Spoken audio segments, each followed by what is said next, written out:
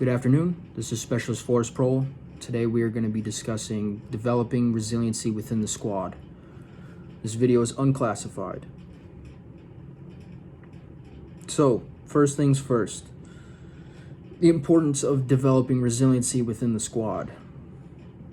It is extremely important that us as leaders develop resiliency within the squad, so that way the squad will always be able to bounce back from any situation that we may face as a team.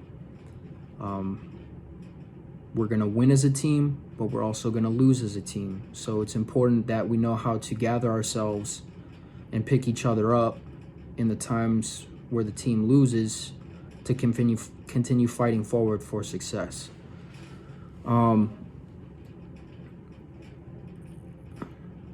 Resiliency is not only going to be good at the squad level and that each squad member is able to look out for one another, but it's also going to be able to teach them individually how to be resilient as well.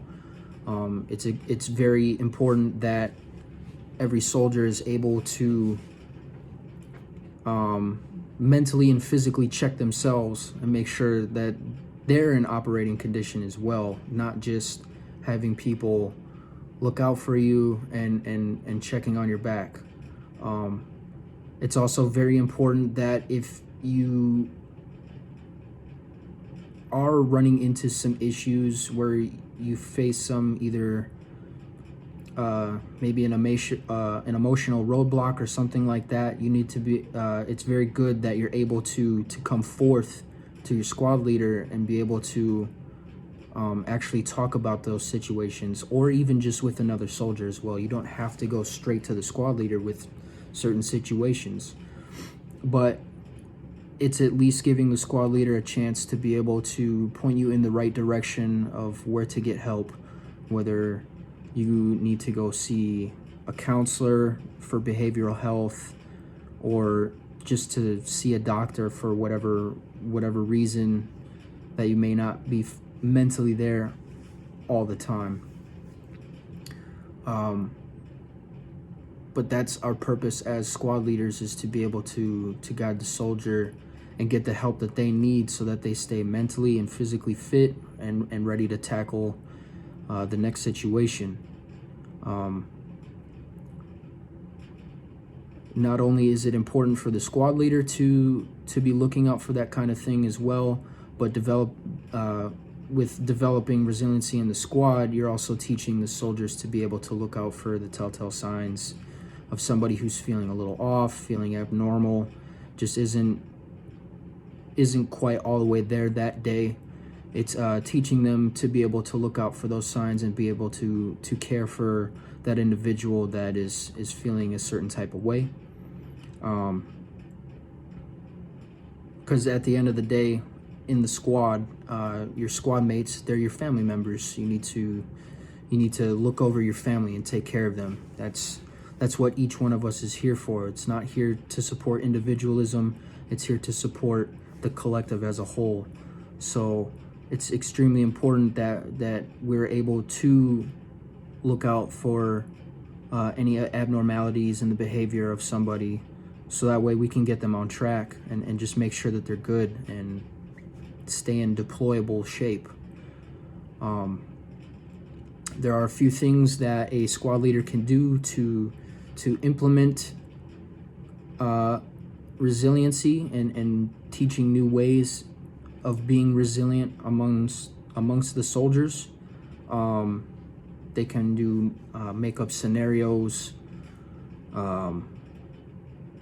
or just have them signed up for military resiliency training every so often, just to keep that as a refresher of hunting the good stuff and just to keep looking forward and not dwelling on the past or your mistakes. Setting up the scenarios is a good way to demonstrate that sort of resiliency. For example, having your squad do squad movement drills. You of course can set them up in a way where they're successful in some of those movements, but also unsuccessful. It's important to go through the unsuccessful ones as well, so that way they are able to develop the ability to recover more quickly and keep moving forward and continuing on with the mission. But it's also very important that you have them win as a team as well. As a team, you're going to win as a team, you're going to lose as a team. But what I find the most important is how well you bounce back as a team when you do take those losses. You try to analyze every part of the situation where you didn't get the desired outcome, and you're able to build on those and make those ideas better, change ideas, just to figure out a way to better handle that situation in the future. So by teaching all of them all together and not leaving out not only winning as a team but losing as a team as well, I feel like it gives the soldiers a good perspective on how important it is to be resilient and to be able to look out for each other. Because as a team, I think we all want to win as a team. We all want to see each other succeed. Of course, nobody wants to see the team fail, but of course that's going to happen sometimes. So it's important that you do it all as a collective and as a team, so that way you guys learn each other's tendencies, you guys learn each other's behaviors, and you guys are able to pick each other up a lot more quickly and continue moving forward.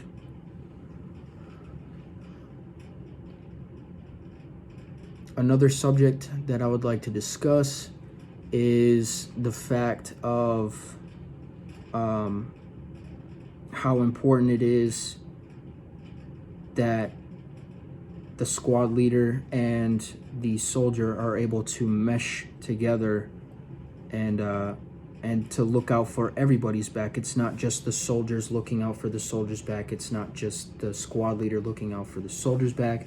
It's everybody looking out for each other and doing everything as a squad. But it is extremely important as squad leaders that we are also picking up on the behaviors of our soldiers, that we're able to recognize whenever they may be acting abnormal. We need to be able to spot the differences. We need to be able to spot when they're working well and when things are going well for them mentally and when things are not going so well. So that way we know how to cater to each one of those soldiers and make sure that they either A, stay on the right track and have that good mindset, or what the next possible step is going to be to mitigate the negativity that's going on in their head. It's very important that we are there for our soldiers at all times. They're our family. We need to care for them and watch for them, because there's nothing that makes at least myself more proud than knowing that I am doing a very good job at taking care of the individuals underneath me. But I think everybody feels that way as well. It's important that we demonstrate to them, to the soldiers, that we are somebody that they can trust with any kind of issues that are presented to them in their lifetime. We also have to show a good example. We also have to be extremely resilient. We have to show them how easy it is to be able to bounce back from situations, and how easy it is to analyze when something doesn't go wrong, of how they're able to do that and develop their own ways of doing it. Not only that, but also passing down that knowledge onto their soldiers as well. But I think showing the soldiers the ultimate care that we have for their soldiers, and that we have nothing but their best interests in mind, is going to influence them in a way where they not only want to reciprocate that, but they also want to do it for the rest of their squad mates as well. Not even just their squad mates, to any friend that they may encounter as well. It doesn't have to be just within that group. It's knowledge that they can take on with them and carry on forward. So it is vital that as squad leaders we pass down our knowledge of not only the programs that are out there to help soldiers in need, but just providing them a different outlook on how to be able to bounce back from potential negative situations. It's information that they're going to be able to carry on to the next generation of soldiers. It is also information that they can carry on to their future squad mates. But most importantly, it's information that they're going to be able to use for themselves, so that way they're able to mentally stay fit to their own standards, and of course the Army standards as well.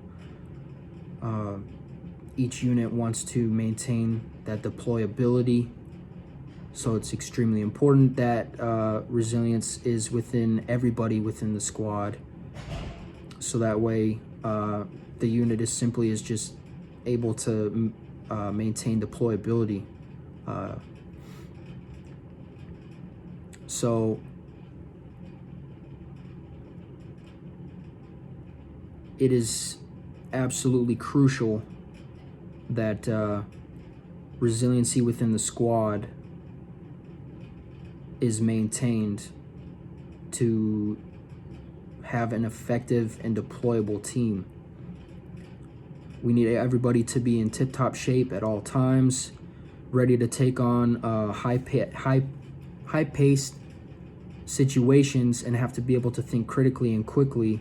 Sometimes they're not going to have the time to look back on the situation, at least on the spot. They may be able to do that in the future once everything is said and done.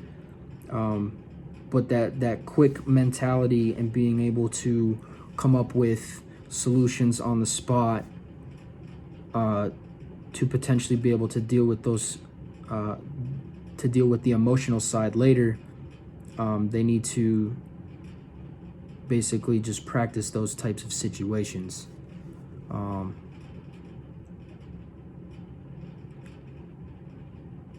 All in all, at the end of the day, we all look out for each other. These are two things that go hand in hand with each other. Soldiers need to watch out for squad leaders' backs, as well as squad leaders will always watch out for the back of their soldiers. They're always going to make sure that they're good. The whole point is teamwork and developing a stronger and more trustworthy squad. This concludes my speech about